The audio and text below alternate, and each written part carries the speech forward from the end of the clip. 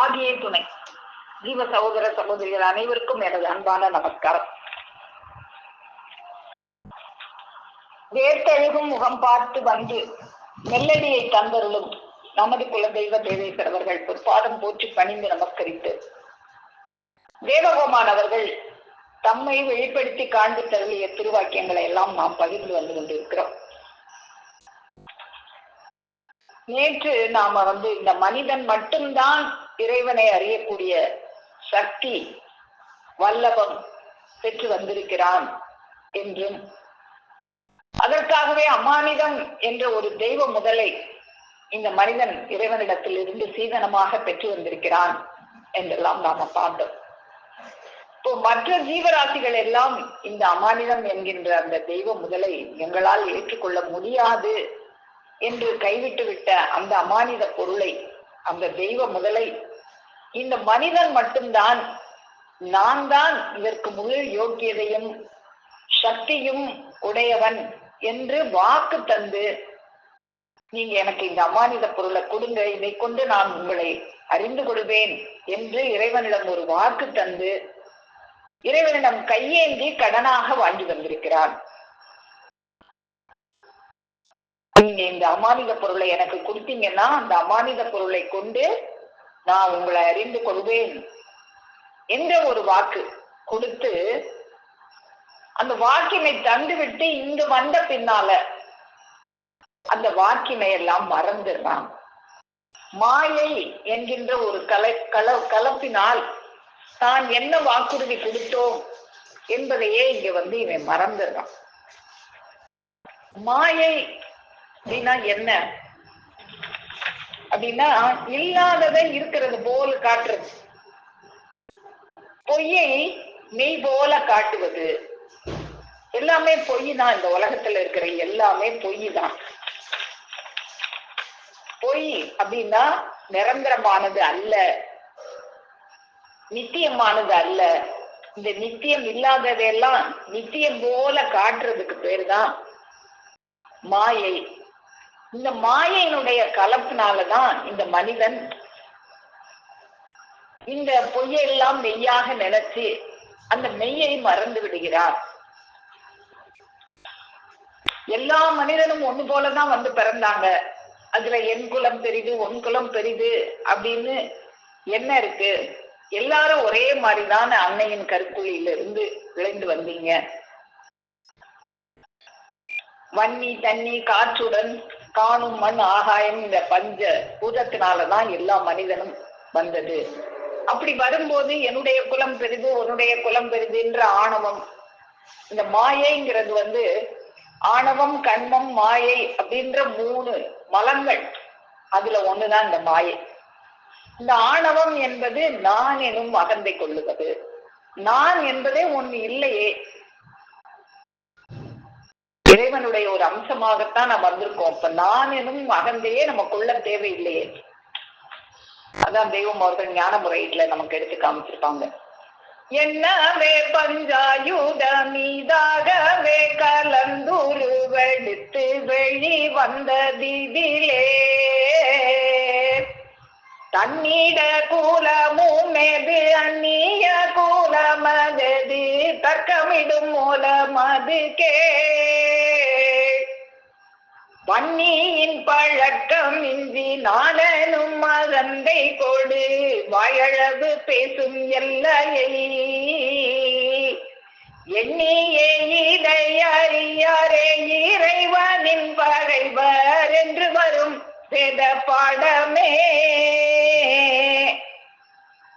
அப்போ மாயையினுடைய கலப்பினால் வாயளவு பேசுகின்ற எல்லையை, தன்னிட குலம் எது அந்நிய குலம் எது, ஏன் இப்படி தர்க்கம், வன்னியின் பழக்கமின்றி நான் எனும் அகந்தை கொடு. இந்த நான் எனும் அகந்தை அதுதான் இந்த மும்மலத்துல ஒன்னா இருந்து இவனை அந்த மெய்யை அடைய விடாம தடுக்குது. அந்த மாயையினுடைய கலப்பினால இவன் எல்லாத்தையுமே மறந்துடுறான். பொய்யை எல்லாம் மெய்யா நினைச்சு ஒரு மெய்யை அடையணுங்கிற ஒரு நோக்கத்துக்காக தான் இங்க வந்திருக்கிறோம். அதை அறியாம வழியில இருக்கிற மாயை எல்லாம் அலாவுதீன் வந்து அற்புத விளக்கை எடுக்க போகும்போது வழியில நிறைய மாயைகள், தங்கங்கள் வெள்ளிகள்லாம் நிறைய இருக்குமா. அதெல்லாம் தாண்டி போனாதான் அந்த அலாவுதீன் அற்புத விளக்கை எடுக்க முடியும். மற்றவங்க எல்லாம் போனவங்க எல்லாம் அந்த வழியில இருந்த அந்த தங்கத்தையும் வெள்ளியையும் எடுத்துட்டு வந்துட்டாங்க. அலாவுதீன் மட்டும்தான் அதெல்லாம் தாண்டி போய் அந்த அற்புத விளக்கை எடுத்து வந்ததாக அந்த அலாவுதீன் அற்புத விளக்கு கதையில சொல்லுவாங்க. அது போல நம்மளுடைய நோக்கம் இந்த வழியில இருக்கிற இந்த மாயையெல்லாம் பார்த்து மயங்கிடவே நம்ம கூடாது. அதுல மயங்கிறதுதான் நம்மளை அந்த மெய்யை நோக்கி போக விடாம செய்கிறது. அப்போ நாம எப்போ வாக்கு கொடுத்துட்டு வந்தோம்? இந்த தூல தேகம் எடுப்பதற்கு முன்னால.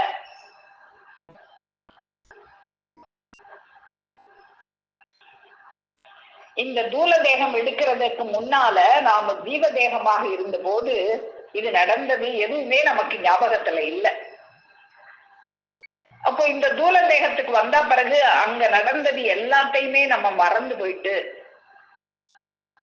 அந்த இறைவன் கொடுத்த அந்த அமானித பொருளை, இறைவனை அறிந்து கொள்வதற்காக வாங்கி வந்த அந்த அமானித பொருளை இறைவனுக்கு மாற்றமான செயல்களிலேயே செலவழித்துக் கொண்டு நாம திரிகிறோம்.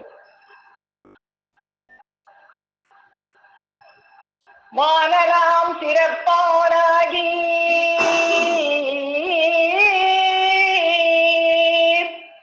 வருகுவேன் என வாக்கிந்து தான் கடனும் வாங்கி தரைதனில் நரனா வந்தோ. வானலாம் சிறப்பவனாகி வருகுவேன்னு வாக்கு கொடுத்து இந்த அமானிதம்ங்கிற ஒரு பொருளை கடனாக வாங்கி இந்த தரைதனில் நரனாக வந்தவன் இங்க வந்த பிறகு என்ன செய்யறான்? ஈன நன்றி கெட்டோனாகி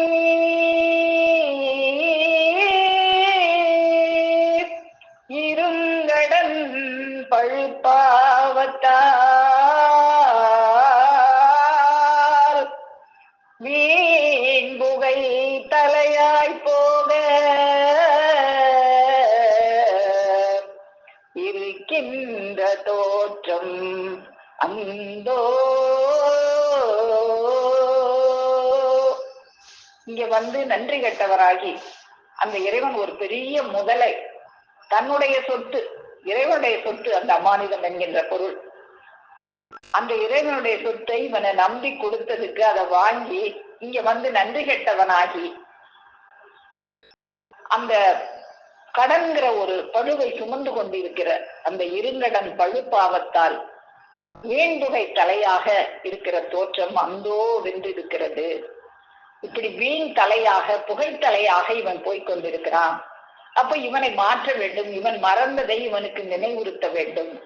அப்படி நினைவுறுத்துவதற்காகத்தான் இறைவன் இந்த உலகத்துல வேதங்களை தம்முடைய பெருசேதன் மூலமாக இறக்கி அதன் மூலமாகவாவது இவன் மறந்ததை தெரிஞ்சு கிடட்டும், அதை விளக்கி தர பாரவான்களையும் அனுப்பி அவங்களையும் இவன் காலகாலம் எல்லாம் துன்புறுத்தும் போது கடைசியாக தாமே இறங்கி இவன் மீது இரக்கம் கொண்டு தன்னுடைய ரட்சிப்பு கரங்களை இவனை நோக்கி நீட்டி பிடித்துக் கொள்ளும்படி செய்து இவன் இருக்கும் ஆபத்தான நிலைமை, நீ ஒரு ஆபத்தான நிலைமையில இருக்க, இதுதான் மகிழ்ச்சின்னு நினைச்சுக்கிட்டு இருக்க மாயையினால, இந்த ஆபத்தான நிலைமையை நமக்கு சுட்டி காட்டி எச்சரிப்பு தந்து இவன் புகவிருந்த அந்த அதோகதியை விட்டு இவனை மீட்படைய செய்வதற்காக அவதாரம் செய்து நம்முடைய பெருமானவர்கள் அப்படியாக இந்த கலிகாலத்தில் நம்மை எல்லாம் ரட்சிப்பதற்காக, நாம் புகவிருந்த அந்த அதோகதியில் இருந்து நம்மை எல்லாம் மீட்பித்து உன்னத மேம்பாட்டு வழியை நமக்கு காண்பிப்பதற்காக அவதரித்து நாம் யார் என்று நமக்கு காண்பித்தருளிய அந்த திருவாக்கியங்களை நாம தொடர்ந்து பார்த்து கொண்டு வருகிறோம். இப்போ இன்னைக்கு திருமஞான குரல், அதுலதான் நேற்று நம்ம பார்த்தோம், இன்னைக்கும் தொடர்ந்து திருமஞான குரல் நம்ம பார்ப்போம். திருமஞான குரல் பக்கம் 97 பார்ப்போம். இங்குள்ள நீங்கள் அனைவரும் தூரத்தில் இருந்தும் பக்கத்தில் இருந்தும் நன்றாக நிதானித்து கேட்டீர்கள். இந்த பிரசங்கத்தை செய்துவிட்டு போவதற்காக இங்கு நாம் வரவில்லை. நீங்கள் எத்தனையோ பிரசங்கம் கேட்டிருப்பீர்கள். இது பிரசங்கமா? இல்லை, செயல். உன்னுடைய தலையை நித்தியத்தில் மாற்றுகின்ற செயலையே நீங்கள் இங்கு கேட்டீர்கள். உன் தலை வீணாக போக இருந்துச்சு, புகைத்தலையாக நீ அங்க சொல்லிட்டு வந்ததை மறந்து இங்க வீண் புகைத்தலையாக போக இருந்தியே. அப்படி அவத்தலையாக போக இருந்ததெல்லாம் தவத்தலையாக மாற்றுவதற்காக செய்கிற செயல் அல்லவா பெருமானவர்களுடைய திருவாயில் இருந்து வாக்கியங்களாக இறக்கப்பெறுகிறது. இந்த உலகத்துல மற்றவங்க எல்லாம் பேசுவாங்களே பிரசங்கம், அதுவா பெருமானவர்கள் பேசுற பிரசங்கம்? ஒவ்வொரு வார்த்தையும் அவர்களுடைய திருவாயினிடத்திலிருந்து வருகின்ற ஒவ்வொரு வார்த்தையும் நமக்கு வருகிற அந்த யமபடரை பஞ்சு பஞ்சாக போக செய்வது எனில் அது எவ்வளவு வலிமை பொருந்திய வார்த்தையாக இருக்க வேண்டும். உன்னுடைய தலையை நித்தியத்தில் மாற்றுகின்ற செயலையே நீங்கள் இங்கு கேட்டீர்கள். இதை நீங்களும் கட்டாயம் பெற வேண்டும். தங்கள் பிள்ளைகளை சுட்டிக்காட்டி, பெற்றவர்கள் இதோ இருக்கிறார்களே, ஆண் பெண் ஆகிய இவர்கள் அனைவரும் உங்களைப் போல் மனிதர்கள் தானே, எது நம் தலைக்கு அவசியமோ அதை நிச்சயமாக இப்பவே எல்லாரும் பெறலாமே. அதற்கு ஒரு வசந்தமான நேரம் வந்திருக்கிறதே. இப்போ இந்த வசந்தமான நேரம் வந்திருக்கிறதே, அதுக்கு ஒரு பூவன காலம் வந்திருக்கிறதே. இன்னைக்கு பெருமானவர்கள் ஒலிநாடாவுல நம்ம கேட்கும் போது சொன்னாங்களே, நீ செய்யற வேலை, இந்த உலக பாட்டுக்காக நீ படுற பாடு இருக்கே, அந்த மாதிரி பாடா அந்த மெய்யை அடைவதற்கு? அந்த மாதிரி பாடு அல்லவே அல்ல. அதுக்கு ரொம்ப நீ பிரயாசம் எல்லாம் பட தேவையே இல்லை. ஒரு ஜீவன் முத்தர் வந்திருக்கிற காலத்துல அது ரொம்ப எளிது. பெருமானவங்க அதை எளிதாகவா பெற்றார்கள்? என்ன பாடுபட்டு பெற்றார்கள்? எலும்பெல்லாம் விளக்கி, உடலை உருக்கி, தாகத்தையே தண்ணீராக நினைத்து, பசியையே உணவாக நினைத்து, குளிரையே போர்வையாக நினைத்து பெற்ற அந்த மெய் அல்லவா? அத நமக்கு என்ன சொன்னாங்க? அவங்க பாடுபட்டு தான் பெற்றாங்க. ஆனா நமக்கு என்ன சொல்லுகிறது அந்த கருணை உள்ளம்? உனக்கு ஒரு பாடும் வேண்டாம், நீ இந்த உலக பாடெல்லாம் படுறியே, காசு சம்பாதிக்கிறதுக்கு நீ என்ன பாடுபடுறிய, அந்த மாதிரி பாடெல்லாம் இல்லை. நான் வந்திருக்கிற காலத்துல இது மிக எளிது அப்படின்னு நமக்கு எளிமையாக தூக்கி தர்றதுக்காக நீயும் இந்த உலகத்துல மெய்க்காக பாடுபடுற. யாரும் பாடுபடாம இல்ல. இந்த உலக மக்கள் யாரும் சாமி கும்பிடாம எல்லாம் இல்ல, கும்பிடுற. ஆனா பிரயோஜனம் இல்லாம செய்றியே. பாடுபட்டும் கூலி வாங்க தெரியா பசுக்கள் அநேகங்களே. ஒரு பசு, ஒரு காளை மாடு வண்டி இழுத்துட்டு போகுது, கூலி அந்த மாடை வாங்குது. சேர்ற இடத்துக்கு போன உடனே கூலிய வாங்குறவன் யாரு? ஆனா வண்டியை இழுத்தது யாரு?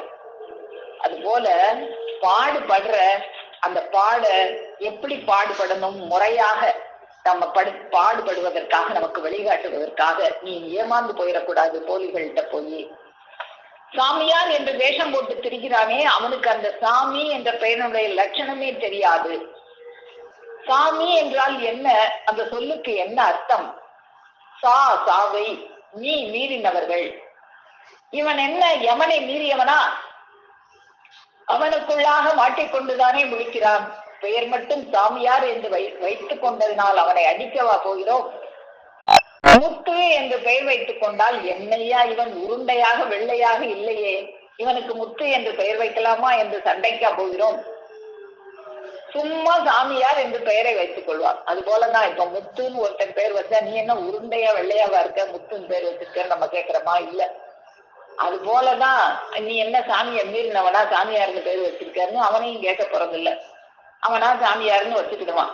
வேஷம், அது போலி வேஷம். அவனிடம் சொல் குறிக்கின்ற நிஜ செயல் இல்லை. ஆகவே அவர்களை நம்பி நீங்கள் வீணாக போக வேண்டாம். நாம் ஒரு கிழவர் இவ்வளவு நேரம் வரை உங்கள் முன்பாக பேசிக் கொண்டிருந்தோமே, என்ன பேசிக் கொண்டிருந்தோம்? மனிதனாக பிறந்த எல்லோரும் வீணாக போய்விடாமல் சமரச சன்மார்க்கத்தின் வழியை பற்றி எக்கோடி காலத்திற்கும் நித்திய தேகத்தில் குடியேறி நிரந்தர வாழ்க்கையில் வாழலாமே. அந்த நித்திய தேகத்துல குடியேறி அந்த நிரந்தரமான வாழ்க்கையில், இந்த நிரந்தரமில்லாத இந்த மாயையில வாழ்றதுக்காக வல்ல நாம இது எதுக்காக வந்தோம்? அந்த நிரந்தர வாழ்க்கையை இங்க இருக்கும் போதே கைப்பற்றி கொள்வதற்காகத்தான வந்தோம். இந்த மாயையில சிக்கி அதெல்லாம் மறந்து போயிடக்கூடாதே. அப்படின்னு நமக்கு நினைவுறுத்துவதற்காக. அந்த நிரந்தர வாழ்க்கையில நீ என் பேச்ச கேட்டா வாழலாமே, அதுக்கு ஒரு பூவன பொற்காலம் வசந்த காலமாக நான் வந்திருக்கிறேனே, நான் வந்திருக்கிற காலத்துல இதை எழுதே, நான் வந்திருக்கிற காலத்துல நீ ஏன் கலங்க வேண்டும் அப்படின்லாம் நமக்கு சொல்லி, அதற்கு இதோ ஒரு பூவன காலம் வந்து குதித்து நிற்கிறதே என்று அறிவிக்கவே நாம் பேசினோம். இதை அறிவிக்கிறதுக்காக தான் நான் பேசினேன். நான் பேசுற பேச்சு பிரசங்கம்னு நினைக்காத, இது உன் உயிருக்கு வேண்டிய உயிர் ஆணி திருவசனம். இதுவரை வந்த செம்மல்களை பின்பற்றினவர்களை கணக்கிட்டு சொல்லலாம். ஒருவர் காலத்தில் 25 பேர், ஒருவர் காலத்தில் 36 பேர், இன்னொருவர் காலத்தில் 7 பேர், 4 பேர் என்றுதான் இருந்தார்கள். சும்மா சம்ராட்சணைக்காக உதவிக்காக சேர்ந்தவர்கள் 1000 இருக்கலாம். நாம் மெய்யை பெற்றவர்களை மட்டும் சொல்கிறோம். ஆனால் இன்றோ பல்லாயிரக்கணக்கான மக்கள் நம்மிடம் அதை பெற்றிருக்கிறார்கள். நீங்களும் ஏன் பெறக்கூடாது? அப்போ நான் அவதாரம் செஞ்சிருக்கிற இந்த காலத்துல மெய்யை பெறுவது மிக எளிது. இந்த பெற்ற மக்கள் பல்லாயிரக்கணக்கான மக்கள் இருக்காங்களே, அவங்கள பார்த்தாவது இன்னும் உள்ள மக்கள் எல்லாரும் இதை ஏன் பெறக்கூடாது அப்படின்னு அந்த திருவுள்ளம் இறங்கி நமக்காக நாம இருக்கிற அந்த ஆபத்து அதோகதி நிலையை சுட்டி காட்டி நம்மை மேன்மைப்படுத்துவதற்காக அவர்களுக்கு பிரசங்கமாக அல்ல, உயிராணி திருவசனமாக அவங்க அந்த வர்ஷிப்பை கொடுத்துக்கிட்டே இருக்காங்க. அதுக்கப்புறம் திருமஞான குரல் பக்கம் 112 பார்ப்போம். இங்கே 67 ஜாதிகள் இருக்கின்றனவே, இங்கேயும் மவுத் ஆகிறார்களே. இப்போ நீ இத நிரூபணையா பார்த்து கூட நம்பலாமே.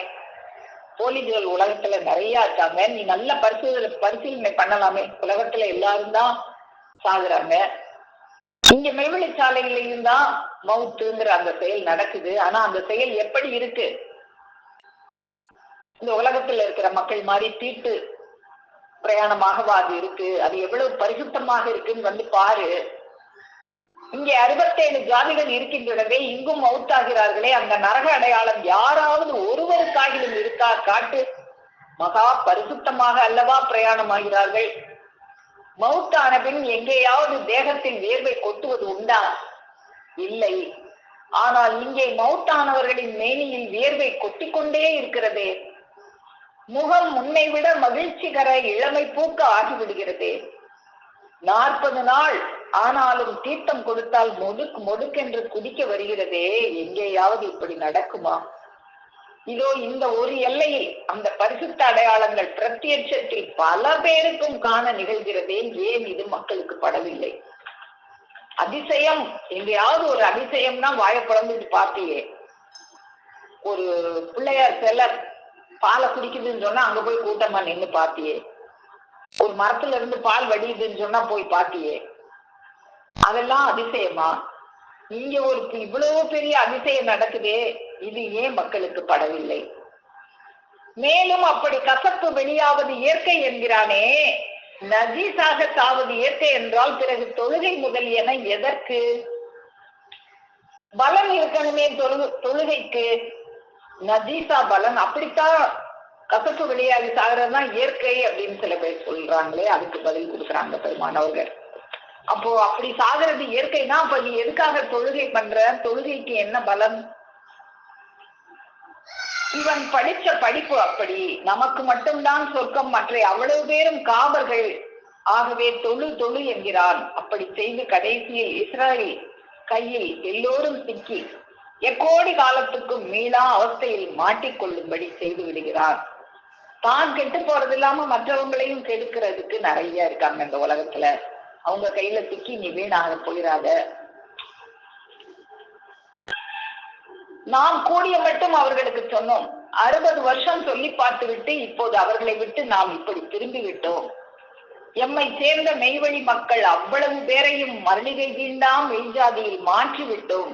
அவங்கள அண்டி நின்றா போதும், கையேந்து நின்றா போதும், அப்பான்னு கையேந்துனா போதும். எல்லாருக்கும் அந்த பரிசுத்த ஜீவ பிரயாணத்தை கொடுக்கிறதுக்கு அவங்க தயாராக நிக்கிறாங்க.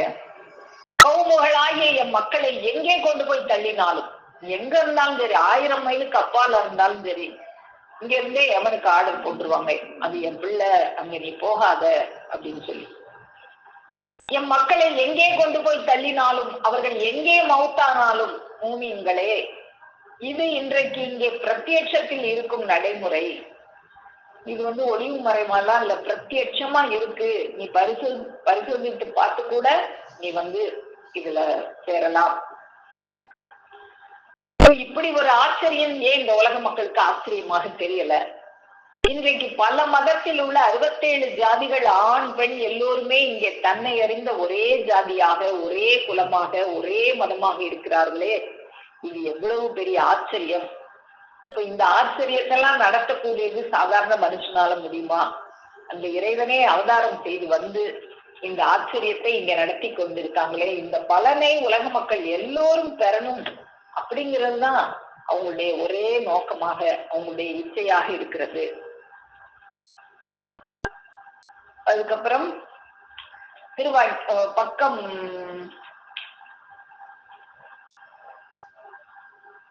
121 பார்ப்போம். திருவாக்கியம் எண் 12 பார்ப்போம். வாக்கியம் எண் 12. உன் உடம்பில் இருந்து சிரசு போனால் என்ன ஆகும்? இப்போ எஞ்சான் உடம்புக்கு சிரசு தான் பிரதானம்னு சொல்லுவாங்க. சிரசு போயிட்டா, அந்த உடம்புல இருந்து சிரசு போயிட்டா என்ன ஆகும்? கெட்டு நாரி போய்விடும். ஆகவே இந்த உடலுக்கு சிரசு எவ்வளவு பிரதானமானது. உனது உடலில் உயிர் இல்லாவிட்டால் என்ன ஆகும்? சிரசு தான் பிரதானமானது. அந்த சிரசை விட பிரதானமானது உயிர். இந்த உயிர் இல்லட்டா உடல் அழிந்து நாசமா போயிடும். ஆகவே உடலுக்கு உயிர் எவ்வளவு பிரதானமானது. இதெல்லாம் உனக்கு முக்கியமானது, பிரதானமானது என்று நினைக்கிறாயே. நாம எஞ்சான் உடம்புக்கு சிறப்பு தான் பிரதானம், அதை விட பிரதானம் உயிர் அப்படின்னு நினைக்கிறோமே, அவற்றையெல்லாம் விட பிரதானமானது ஒண்ணு இருக்குது அப்படின்னு பெருமானவங்க அருள் செய்யறாங்க. அவற்றையெல்லாம் விட முக்கியமானது ஒன்று இருக்கிறது என்ற நினைப்பு உனக்கு வருமா? நமக்கு நினைக்க கூட தெரியாது. பெருமான் அவங்க சொன்னாதான் நமக்கு தெரியும். வராது, வரவில்லை.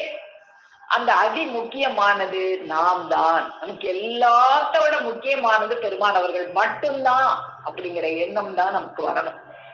வேற எதுவுமே நமக்கு முக்கியமே இல்லை. இந்த மெய் கிடைக்குதுன்னா இந்த உலகத்துல காலமெல்லாம் உன்னை தலைகீழ கட்டி தொங்க விட்டா கூட அதனால நீ கவலைப்படக்கூடாது. நம்ம இந்த உலக கஷ்டத்தையே பெருசு பெருசு பெருசு பெருசுன்னு பேசிக்கிட்டே இருக்கிறோம். இன்னைக்கு கூட நம்முடைய கற்பக தெருவுல அருளமுதர் திருவாக்கியம் 97 அமுதா பகிர்ந்திருந்தாங்க. அதை நான் பார்த்தேன் இப்ப காலையில. அதுல சொன்னாங்க பெருமானவர்கள், இந்த உலகத்துல வாழ்க்கையில உன்னை தலைகீழாக கட்டி தொங்க விட்டா கூட அதை பத்தி நீ பொருட்படுத்த தேவையில்லை. செவிப்புலன் நாக்கை அருளமுதம் திருவாக்கியம் 97 பார்ப்போம். செவிப்புலன் நாக்கை காண 6 பங்கு வல்லபம் உள்ளது. இந்த செவிப்புலன் தான் அவ்வளவு வல்லபமாக இறைவன் நம்மளை படைச்சிருக்காங்க. அந்த இறைவனுடைய வார்த்தைகளை வாங்குறதுக்காகத்தான் அந்த செவிப்புலன் அவ்வளவு வல்லமையாக இவனுக்கு கொடுக்கப்பட்டிருக்கு. வேற எந்த மிருகங்களுக்காவது இந்த செவியில கேட்கக்கூடிய வல்லமை இருக்கா?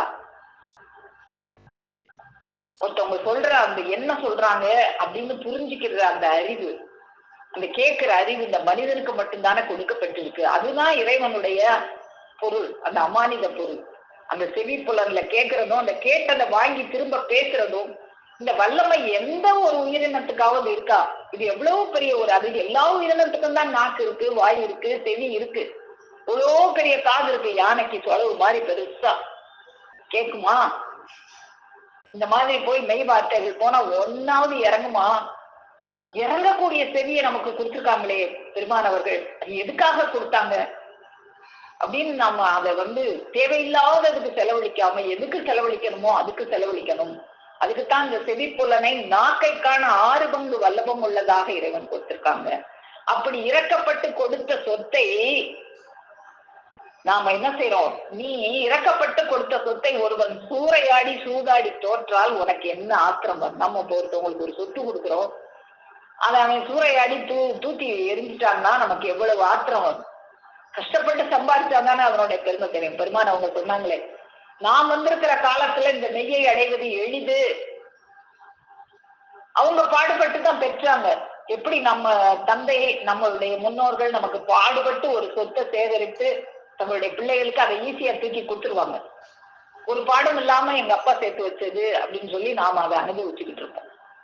அதுபோல நம்முடைய பெருமான் அவர்கள் கஷ்டப்பட்டு சேர்த்து வச்ச அந்த சொத்தை நமக்கு எலிசா பிள்ளைன்னு சொன்னதுனால அப்படியே தூக்கி கொடுத்துட்டாங்க. அப்போ அதோட அருமை நமக்கு தெரியணுமே. நாம ஒருத்தனுக்கு ஒரு சொத்தை கொடுத்து அவன் சூறையாடி தோற்றால் நமக்கு என்ன ஆத்திரம் வரும். பாரதூரமான இத்தகைய சிருஷ்டி கொடுத்தும் இவன் நரகத்திற்கு போனால் இவன் சொர்க்கத்துக்கு போகிறதுக்காகத்தான் இந்த செவியில இவ்வளவு வல்லபத்தை இறைவன் கொடுத்திருக்காங்க. அதை வச்சுக்கிட்டு இவன் இந்த உலக பராக்கிலேயே திரிஞ்சு இந்த மாயங்கிற வலையில அகப்பட்டு இந்த அனித்தியங்களை எல்லாம் நித்தியமாக நினைச்சுக்கிட்டு இதிலே இருந்து இவன் நரகத்துக்கு போனா இறைவனுக்கு என்ன கவலையாக இருக்கும். மனைவி புருஷன் பிரிவால் ஏற்படும் கவலை ஒரு நிகர் அல்ல. இவனுக்கென திட்டமிட்டு உண்டு பண்ணியவனுக்கு அல்லவா அந்த நஷ்டம் தெரியும். இந்த உலகத்துல வர்ற சின்ன சின்ன கவலையெல்லாம் நம்ம பெரிய கவலையா நினைச்சுக்கிட்டு இருக்கோம். அதெல்லாம் ஒரு கவலையே இல்லை அப்படின்றாங்க பெருமான் அவர்கள். இறைவன் எண்ணம் இதைவிட எவ்வளவு மடங்கு வல்லபம் உள்ளது. எம் எண்ணத்தில் இருந்த ஆத்திரத்தை சிறிது விளக்குகிறோம். யமன் அவஸ்தையை எண்ணி அந்த பேரின்ப வாழ்க்கையை எண்ணி தலைகீழாக கட்டி இந்த ஆயுளெல்லாம் அடிபட்டாலும் இந்த உலகத்துல தலைகீழாக தினமும் தொங்க விட்டு தினமும் அடிச்சா கூட பரவாயில்ல, எனக்கு பரமபதம் கிடைச்சா இந்த அடியை நான் தாங்கிக்கிறேன். இந்த உலகத்துல வர்ற கஷ்டம் எது வந்தாலும் அதை தூசி மாதிரி ஊதி விட்டு போனேன். ஏன்னா எனக்கு அந்த பரமபத வாழ்வு கிடைச்சிருச்சு. அந்த பரமபத வாழ்வு கொடுக்கக்கூடிய பெருமானவர்கள் எனக்கு கிடைச்சிட்டாங்களே அப்படிங்கிற மேலாம்பரமான சந்தோஷத்துல தான் நாம இருக்கணும். இந்த உலகத்துல என்ன கஷ்டம் வந்தாலும் சரி அதை தூசி மாதிரி ஊதி தள்ளிட்டு போய்கிட்டே இருக்கணும். தலைகீழாக கட்டி இந்த ஆயுளெல்லாம் அடிபட்டாலும் பரமபதம் கிடைப்பதால் இது ஒரு பொருட்டு அல்ல. இதெல்லாம் எனக்கு பொருட்டே இல்லை, டோன்ட் கேர் அப்படின்னு அதை கேரே பண்ணக்கூடாது. என்ன வர்றியா வா, என்ன செய்யணுமோ செய்ய, நான் எவ்வளவு அடிச்சாலும் தாங்குவேன் அப்படிங்கிற மாதிரி இதெல்லாம் நமக்கு ஒரு பொருட்டா இல்ல. எப்போ அந்த பெருமானவர்கள் கிடைச்சா பிறகு, அந்த பரமபத வாழ்வு எனக்கு கிடைச்சா பிறகு இந்த உலக வாழ்க்கையில வர்ற எந்த ஒரு கஷ்டமா இருந்தாலும் நம்ம அதை பெருசாவே நினைக்க கூடாது. வந்த பாரவான்கள் மனிதனை படைத்த படைப்பின் நோக்கத்தின்படியே நடந்து ஈடேறினார்கள். பாரவான்கள் எல்லாம் எதுக்காக வந்தாங்களோ அதன்படி நடந்து அவங்க ஈடேறினாங்க. அவங்களுடைய வாழ்க்கையெல்லாம் நமக்கு ஒரு பாடமாக இருக்கணும், பாடமாக எடுத்து நாம் அதன்படி நடக்கணும். அப்போ இந்த உன்னோட உடம்புக்கு முக்கியமானது உனக்கு உற்றார் உறவினரோ தாய் எல்லாமே உன்னை விட்டு போகக்கூடியது. இன்னைக்கு உற்றாரா கூட பிறந்தவங்களா இருப்பாங்க, நாளைக்கு ஒரு சண்டை போயிடுவாங்க. கூட பிறந்தவங்க என்னைக்குமே கூட பிறந்தவங்க இல்ல. அவங்க நீ பிறக்கும் போது உன் ஜீவனோட ஒட்டி பிறக்கல. ஒரு சொத்து வந்தா சண்டை போட்டுட்டு போறவங்க தான் கூட பிறந்தவங்க. இந்த சொத்தும் இன்னைக்கு உன்கிட்ட இருக்கும், நாளைக்கு இன்னொருத்தவங்ககிட்ட இருக்கும். எதுவுமே உன்னுடைய இது இல்ல. நம்ம பிள்ளைன்னு நினைப்போம். அது நம்ம பிள்ளைய கல்யாணம் பண்ணி கொடுத்த பிறகு அது இன்னொருத்தவங்களுக்கு சொந்தமாயிரும், நம்ம பிள்ளையா இருக்காது. அதுக்கெல்லாம் நம்ம தயாராகத்தான் இருக்கணும்.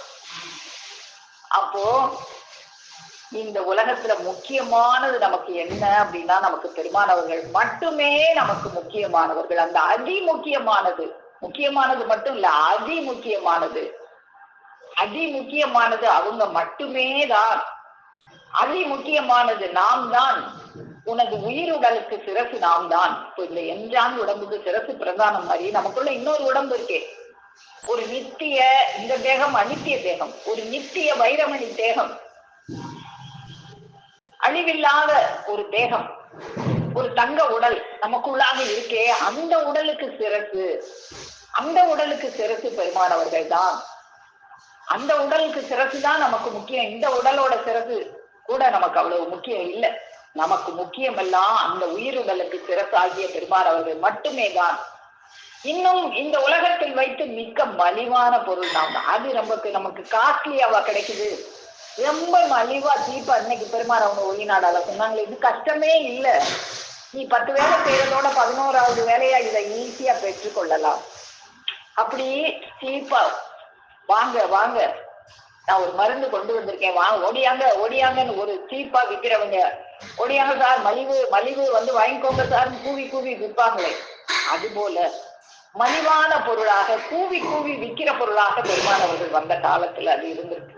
கஷ்டப்பட்டுதான் பெற வேண்டிய பொருளாக காலமெல்லாம் இருந்த அந்த சட்டத்தை மாற்றி நமக்கு அது மிக மலிவான பொருளாக அது கிடைக்கிற மாதிரி நம்முடைய பெருமான் அவர்கள் இந்த உலகத்தில் வைத்து மிக்க மலிவான பொருள் நாம் தான், அது கிடைக்கிற காலத்துல பெற்றுக்கொள்.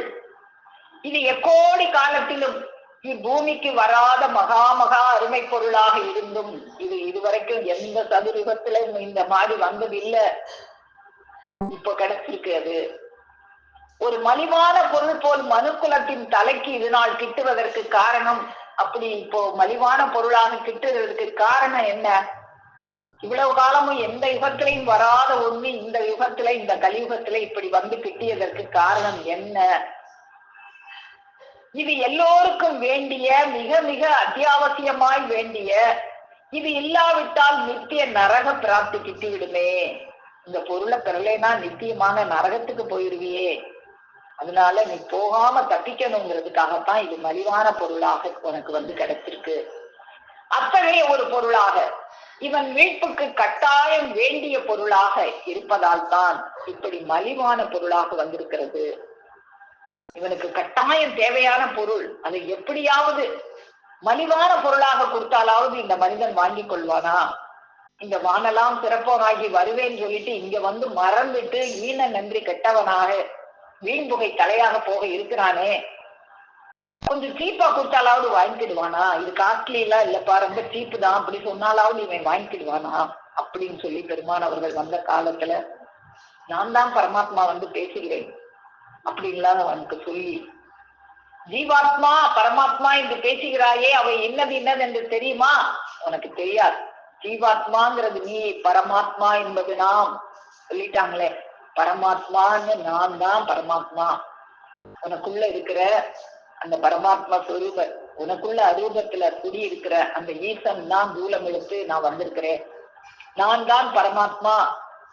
நீ பெண், நாம் ஆண். எப்படி ஒரு பெண்ணை ஒரு ஆணுக்கு மனம் முடிச்சு அந்த பெண்ணை காலமெல்லாம் பார்த்துக்கல வேண்டியது உன்னோட பொறுப்புன்னு கொடுக்குறாங்களோ, அது போல உன்னை என்கிட்ட கொடுத்துருக்காங்க. இந்த பெண்ணாகிய உன்னை பாதுகாத்துக் கொள்ள வேண்டியது என்னுடைய கடமையாகி விடுகிறது. எமது உரிமை பொருளாகி விடுறோமே, என்னுடைய உரிமை பொருளை காக்க வேண்டிய கடமை எனக்கு இருக்கிறது. எமது உரிமை பொருளாகிய ஜீவாத்மாவை ரட்சிப்பது பரமாத்மாவாகிய எமது கடமையாகி விடுகிறது அப்படின்னு நம்மளெல்லாம் ரட்சிப்பதை அவங்க கடமையாகவே எடுத்துக்கொண்டு இந்த கலிகாலத்துல அவங்க அவதாரம் செய்து மாயை கலப்பால் நாம எல்லாம் அங்க சொல்லிட்டு வந்தோமே, எனக்கு இந்த கடனை கொடுங்க, இதை வச்சு நான் உங்களை அறிந்து கொள்கிறேன், மற்ற ஜீவராசிகள் எல்லாம் ஏற்றுக்கொள்ள எங்களால் முடியாது என்று கைவிடப்பட்ட அந்த அமானிதம் என்ற சேதனத்தை நான் தான் இதற்கு முழு தகுதியானவன் சொல்லி கையேந்தி வாங்கினியே, இங்க வந்தா பிறகு அதையெல்லாம் மறந்து ஈன நன்றி கெட்டவனாக போயிட்டியே. அப்படி போக வேண்டாம். அப்படி போனீன்னா இறுதியில நீ புகுற இடம் அந்த அழி நரகமாக இருக்கும். அதுல இருந்து நீ தப்பிச்சு அந்த வழியில மாயையெல்லாம் தடுக்கத்தான் செய்யும். இந்த மாயையெல்லாம் நீ பார்க்க கூடாது. எப்படி அந்த அலாவுதீன் அற்புத விளக்கை எடுக்க போகும்போது வழியில தங்க குவியல்கள் வெள்ளி குவியல்கள்லாம் இருந்தது, மற்றவங்க எல்லாம் அதை ஏமாந்து அதை அள்ளிட்டு வந்துட்டு அந்த அற்புத விளக்கை எடுக்கல. அந்த அலாவுதீன் மட்டும்தான் அதெல்லாம் பொருட்படுத்தாம நேரா போய் அந்த அற்புத விளக்கை எடுத்துட்டு வந்தான். அப்படின்னா அது போல நமக்கு இந்த வழியில இருக்கிற மாயைகள் எதுவுமே கண்ணுக்கு படவே கூடாது. இங்க வர்ற நஷ்டங்களும் கஷ்டங்களும் எது வந்தாலும் எல்லாத்தையும் ஒரே நோக்காக பார்க்கிற பார்வை கொண்டு நம்முடைய இலக்கு நேரா போய் அந்த பரமாத்மாவாகிய நம்முடைய பிதாவை அடைவது ஒன்றுதான் நம்ம குறிக்கோளாக இருக்க வேண்டும். அதற்காக இந்த பரமாத்மாவே